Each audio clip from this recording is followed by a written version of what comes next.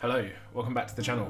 I'm Dan, I'm a junior doctor currently living and working in the UK, and today we're going to be talking all about night shifts. So as a junior doctor, you will have to work night shifts. It is a uncomfortable, difficult, inconvenient truth.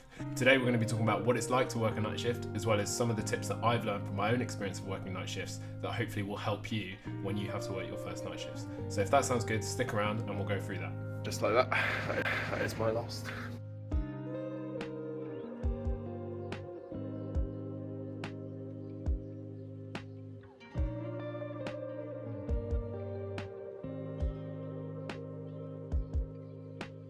What's it like working night shifts? So I'm very aware that there are people all over the planet that work night shifts. These are the people that maintain our infrastructure, keep us safe, keep our communications, keep our economy going. They transport our goods. In fact, 9 to 10% of people in the UK regularly work night shifts. So it's not just junior doctors that I'm talking about. Obviously, our nursing colleagues do even more night shifts than junior doctors just because there are more nurses that need to be on shift every single night. So hopefully this video is useful to not just medics, but people from all different industries. I'd be really interested to know which industry you are personally in which you have to work your night shifts. So when I first started my night shifts, I was a fresh-faced F1. I was working in the Royal Derby Hospital, and actually I was really lucky in hindsight with the jobs that I got. It was in my second job that I started to work night shifts, and that was on the upper GI surgery ward. So these were patients with issues with the food pipe, the stomach, or sometimes the small intestine and the gallbladder as well. And then I was also having to work on the general surgical on-call rota. So this was covering anyone with a surgical problem, and that may be before it's been diagnosed. So any sort of, basically any pain in the abdomen is generally goes under the surgeon, as well as anyone that's had an operation and is now recovering from their operation, so post-operative. So the on-call rota is basically everyone that's working to keep the hospital safe outside of the 9 to 5 of the Monday to Friday. So that would include the weekend day, the weekend night, and the weekday time after 5 o'clock.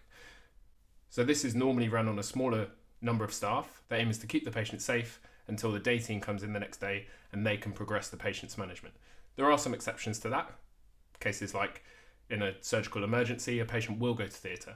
When the patient is first being admitted, if you come in at 11 in the evening, you will get the treatment and start on a management plan overnight. So as a foundation doctor in the UK, you rotate through lots of different jobs. So to recap, you have to do 5 or 6 years of medical school, and then after that you have 2 years of mandatory training. These are called your foundation years. So your first year, which is when I started my night shifts, is your foundation 1 year, and your second year is your foundation 2 year. And in your second year, you are a fully fledged, fully licensed SHO or senior health officer with a full license from the GMC or the General Medical Council. So I was very much still a very inexperienced doctor. I was an F1, and this was the first on-call shifts I'd ever done, like I said. So this was all very new to me. I've been really lucky so far with my first job. No on-calls, really supported staff, and I got a really good basis from which I could then take my practice forward.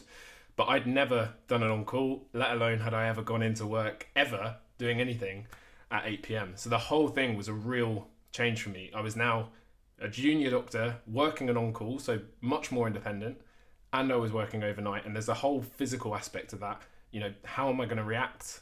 Am I going to be sleepy? How will that affect my decisions? So honestly, I was really quite nervous. I did manage to get through it. I lived with some medics at the time, and they were really helpful. We sort of traded tips, discussed stories, sort of debriefed about cases and stuff that, you know, probably learned quite a lot from one another in that period. And that was a really nice community or house to come back to and sort of offload with. I guess, to be honest, I probably am downplaying how nervous I was. Like, you know, I was 23. You're now in the hospital. You know, I'm walking those I can see it. I'm walking those hospital corridors on my own. It's 2 a.m. I don't know what is going to be the next thing I get bleeped about. I don't know whether I will know anything about it. I was really lucky because the hospital in which I was working was really well maintained and the structure was very good. They had an awesome team, but it played on your mind a lot. And, you know, one thing I've gained from having practiced medicine for a bit of time is that peace of mind.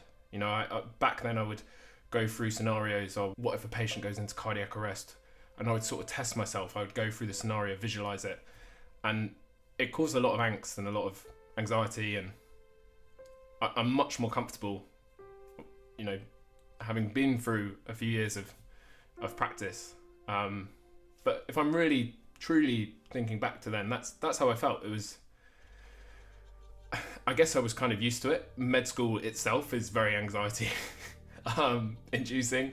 You know even less, and you're on a ward and you're expected to know stuff, and you don't know where to stand, and no one wants to talk to you, and no one introduces themselves, and they're all busy, and you've got nothing to do and nothing to offer, and it's just painful. But this was different because now the responsibility was mine. So yeah, I think I was really nervous, to be honest. So that's not to scare anyone that's, an F1 or, but to just normalise that feeling, I guess. I'm no different to any other doctor and managed to get through it absolutely fine. And now that I'm an SHO who, when I was an F1, I thought was very senior and scary to ask questions to, or it's ridiculous. If an F1 would ask me a question, I would obviously treat them with respect and try and help them out and understand that they're 3 months into the job. They're probably not going to be that great at it yet. That's fair enough. So we are expecting people to ask questions, and likewise it carries on. I ask consultants and registrars questions all the time, and I guess I'm just more comfortable with the fact that that's expected of me now, and that helps relieve that anxiety a bit. But yeah, like I said, being an F1 is a lot. It's the first time you give a patient blood. It's the first time prescribing medications. It's the first time going to a cardiac arrest. It's the first time writing a sick note. It's the first time you see a seizure. It's the first time for lots of things, and it's the first time you're going to get stuff wrong. You're going to miss a vein when you're going to take blood. You're going to screw up the cannula. You're going to have to ask for help for a difficult catheter in a urology patient. These are all things that will happen, and it's part of the learning process. And there are things that just innately you will not be able to do, and that's healthy and good. But it's a character building process. Okay, guys. So I've just been looking back through the footage and actually didn't really give sort of a summation of my tips. I got a bit distracted. Ended up talking about the system of who looks after you overnight whilst I was at Derby, and I think that's probably a video I may end up doing in the future.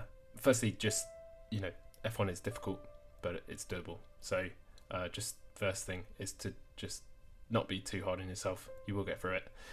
The next thing is to just ask questions. If you're with a sick patient, struggling with that, or even if you're struggling at all, just let your team know. It is overnight. Your body does funny things. Sometimes people have to go off sick overnight, and the team will just try and mitigate. So make the most of your colleagues, and then similarly to kind of what I ended up talking about with Derby is definitely triage your jobs. So if there is something that can really wait, then it's not you being lazy, it's you freeing up potential space for the next job. You don't know what's going to come through. So take your rest when you can. And like I said, if a job can wait, then don't do it. Because actually, if you're stuck doing that job and then another job comes through, and that puts you in a difficult position. So it's not you being lazy, it's you being sensible. It's actually something that I do more and more the more senior I get. So those are my sort of main tips for F1 starting nights. And yeah, hopefully you've enjoyed the video. If you have, please like, subscribe.